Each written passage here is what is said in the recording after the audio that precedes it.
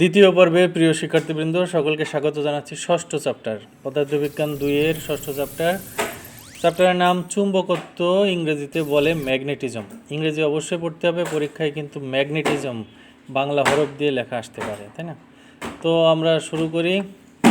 প্রথমেই হচ্ছে অতি সংক্ষিপ্ত প্রশ্ন।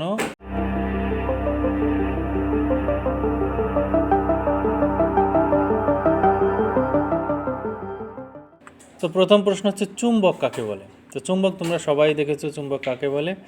চুম্বক হচ্ছে যার এরকম আকর্ষী বা দিক নির্দেশক ধর্ম আছে, মানে আকর্ষণও করবে, আবার ঝুলিয়ে রাখলে সে উত্তর দক্ষিণে অবস্থান করবে। এটা তোমরা নিশ্চয়ই ছোটোবেলায় দেখেছো, আমরাও দেখেছি।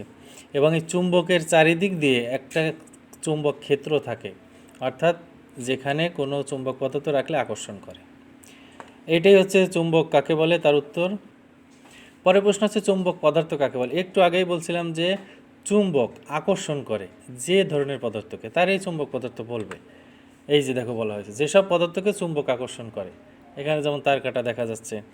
তো ওই রকম যাকে চুম্বক আকর্ষণ করে না তাকে চুম্বক পদার্থ বলা যাবে না, তাকে বলতে হবে অচুম্বক পদার্থ। অর্থাৎ যে সমস্ত পদার্থ, যেমন কাঠ, চুম্বককে কাঠ আকর্ষণ করে না, তাহলে সেটা হবে অচুম্বক পদার্থ। কাঠ, কাগজ, তামা, এগুলো কিন্তু চুম্বক দ্বারা আকর্ষণ করে না।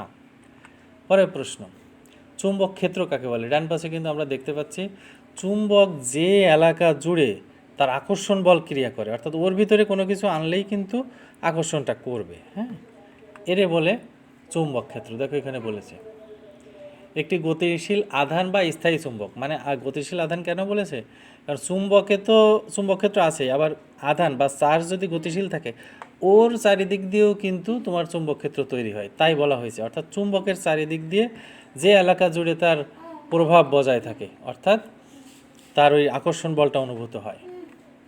পরেরটা হচ্ছে চুম্বক ক্ষেত্রের একক কী। চুম্বক ক্ষেত্রের একক হচ্ছে টেসলা। এই যে টেসলা, টি দিয়ে প্রকাশ করা হয়, এটাই হচ্ছে চুম্বক ক্ষেত্রের একক। পরের প্রশ্ন, চুম্বক তীব্রতা কাকে বলে।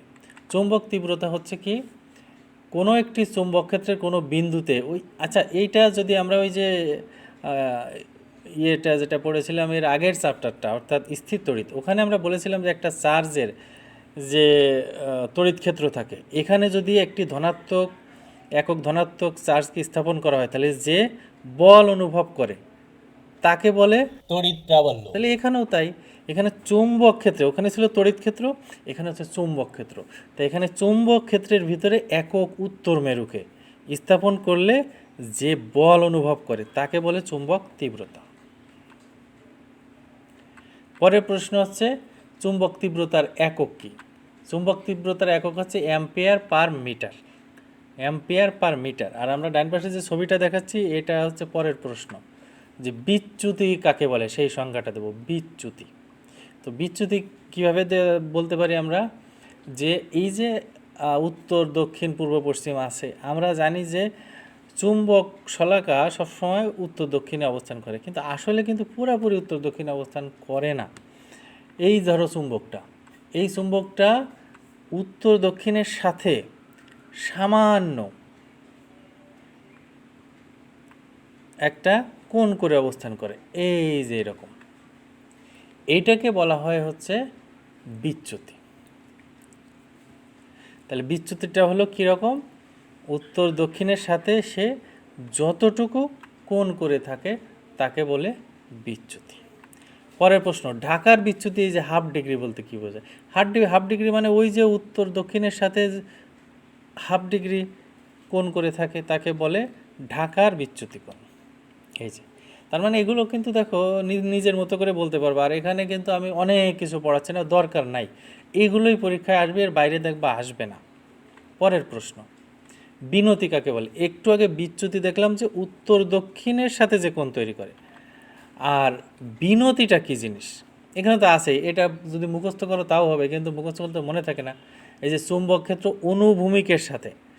অনুভূমিকের সাথে যে কোণ করে থাকে তাকে বলে বিনতি। কীরকম, এই যে ধরো লাল রেখাটা হচ্ছে অনুভূমিক রেখা, এই অনুভূমিক রেখার সাথে এই ধরো চুম্বকটা, কিন্তু এ কিন্তু এইভাবে থাকবে না, অর্থাৎ ওকে যদি ঝুলিয়ে রাখো এরকম করে, তাহলে কিন্তু ও ওই অনুভূমিকের সাথে থাকবে না, অনুভূমিকের সাথে একটা কোণ করে থাকবে।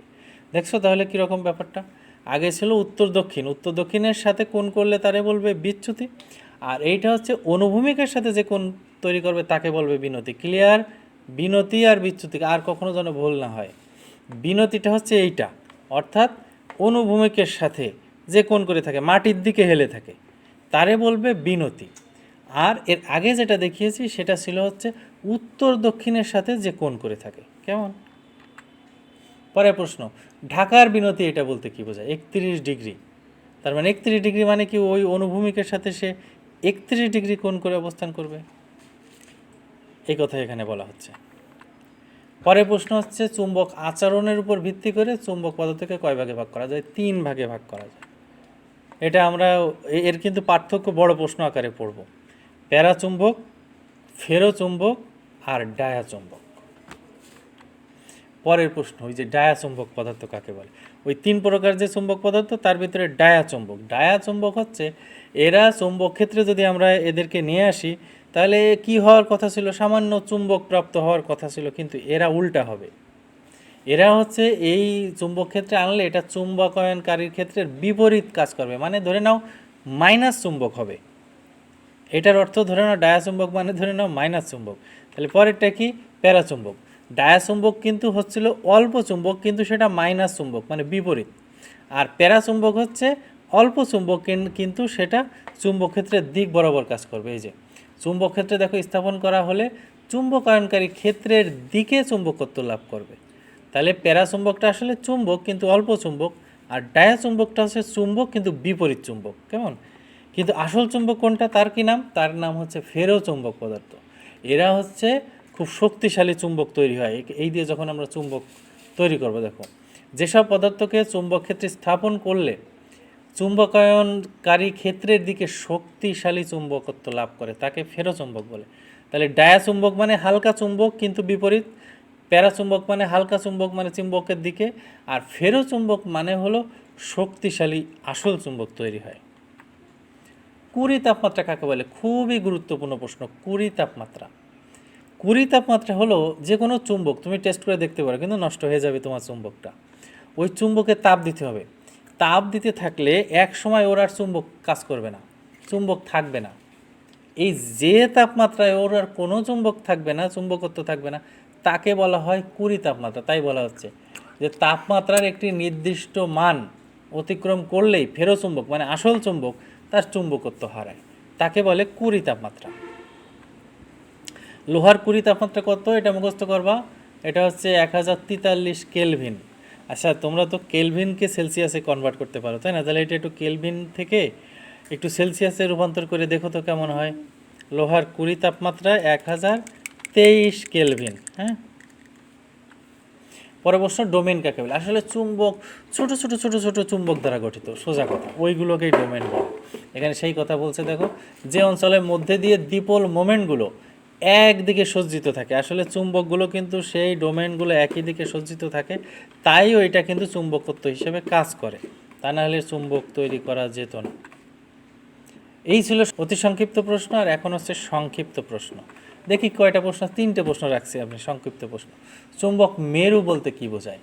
মেরু হচ্ছে এই যে চুম্বকটা আমরা দেখলাম, খেয়াল করে দেখবা এখানে যখন তুমি ওই ছোট ছোট ধরো লোহার কিছু দিবা, অর্থাৎ লোহার তার কাটা দিবা, দেখবা যে মাঝখানে বেশি আকর্ষণ করে না, আকর্ষণ করে দুই পাশে, উত্তর মেরু দক্ষিণ মেরু, ওইখানে বেশি আকর্ষণ করে। তাহলে ওই চুম্বকের যেখানে সবচেয়ে বেশি আকর্ষণ করে ওই জায়গাটাকেই মেরু বলে। তাহলে এখানে মেরু হবে এ আর বি। এরপরে হচ্ছে চুম্বক ক্ষেত্র। চুম্বক ক্ষেত্র কাকে বলে? ওই যে বলছিলাম যে কোনো চুম্বকের চারিদিক দিয়ে যে এলাকা জুড়ে তার চুম্বক বল ক্রিয়া করে তাকে বলে চুম্বক ক্ষেত্র। তার মানে এটা অতি সংক্ষিপ্ত আমরা পড়েছি। এর একক কি? টেসলা অথবা নিউটন পার অ্যাম্পিয়ার মিটার, এই যে এখানে লেখা রয়েছে। পরের প্রশ্ন, পৃথিবীর চৌম্বক উপাদানগুলো কী কী? অলরেডি আমরা পড়ে ফেলছি। ওই যে বিনতি বিচ্যুতি এগুলো পড়েছিলাম না, এগুলোই হচ্ছে উপাদান। বিচ্যুতিটা কী ছিল? বিচ্যুতিটা ছিল হচ্ছে উত্তর দক্ষিণের সাথে যে কোণ তৈরি করে। বিনতিটা কী ছিল? অনুভূমিকের সাথে যে কোণ তৈরি করে। আর ভূচৌম্বক ক্ষেত্রের সাথেও অনুভূমিক উপাংশকে BH দ্বারা প্রকাশ করা হয়। ভূচৌম্বক ক্ষেত্র হচ্ছে এই পৃথিবীটা কিন্তু একটা চৌম্বক, তার চৌম্বক ক্ষেত্রটাই আসলে ভূচৌম্বক ক্ষেত্র। এরপরে আসছে রচনামূলক প্রশ্ন। রচনামূলক প্রশ্ন কিন্তু আসলে একটাই, যেটা তোমরা পড়ে নিবা, এটা আসলে বোঝানো তেমন কিছু নাই। ওই যে আমরা পড়ছিলাম না, ডায়াচুম্বক পদার্থ, প্যারাচুম্বক আর ফেরোচুম্বক পদার্থ কাকে বলে। ডায়াচুম্বক কী ছিল? যে চুম্বক হালকা চুম্বকত্ব পাবে কিন্তু অল্প, আর প্যারাচুম্বক হচ্ছে চুম্বকত্ব পাবে কিন্তু সেটা অরিজিনাল চুম্বক, অর্থাৎ অল্প চুম্বকত্ব পাবে। আর ফেরোচুম্বক মানে শক্তিশালী চুম্বক তৈরি হবে। হ্যাঁ, তা আমার মনে হয় এগুলো তোমরা একটু পড়ে নিবা। এখানে প্রত্যেকটার দেখো পার্থক্য এখানে লেখা আছে। এটা আমি আর পড়ে পড়ে তোমাদের বিরক্ত সৃষ্টি করছি না। তাহলে এই চ্যাপ্টারের যে ভিডিওটা, এটা কিন্তু আসলে ছোট হবে। অবশ্যই পড়বে, কারণ এই প্রশ্নটা পরীক্ষায় বড় প্রশ্ন আকারে কিন্তু আসে। তো এই ছিল আজকের সংক্ষিপ্ত আলোচনা। সকলকে ধন্যবাদ। অবশ্যই প্র্যাকটিস করবে। অতি সংক্ষিপ্ত এখান থেকে প্রচুর প্রশ্ন আসে। আর আমি দেখেছি যে বড় প্রশ্ন যদি আসে তাহলে এইটা শেষে যেটা দেখালাম, প্যারাচুম্বক, ফেরোচুম্বক আর ডায়াচুম্বকের পার্থক্য। সবাই ভালো থাকো, অবশ্যই প্র্যাকটিস করবে। ধন্যবাদ সকলকে।